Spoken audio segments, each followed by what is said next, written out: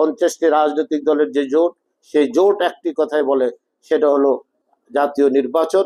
জাতীয় নির্বাচনের মাধ্যমে সরকার আসবে। জাতীয় সরকার ছাড়া, নির্বাচিত সরকার ছাড়া দেশের সংকট মোচন করার কেউ নেই।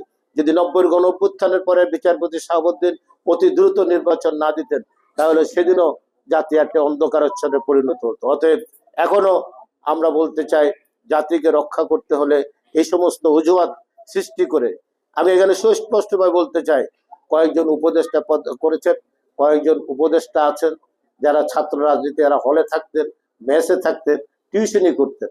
ওনারা 5-6 কোটি টাকার গাড়িতে চলেন, আগে পিছিয়ে আরো 30-40 কোটি টাকার গাড়ি থেকে এক নেতা গিয়েছেন তার বাড়িতে 100-র অধিক গাড়ি নিয়ে গেছেন। অতএব ওনারা হোটেল ইন্টারকন্টিনেন্টালে 5 কোটি টাকা দিয়ে ইফতার করেন।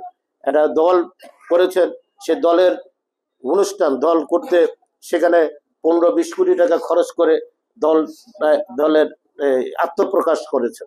ওনারা চলাফেরা করেন, খাওয়ার আগে পরতেন 500 টাকার পাঞ্জাবি, এখন পরেন 30,000 টাকার পাঞ্জাবি, জুতা পরেন 50,000, হাতে ঘড়ি 40 লাখ টাকার।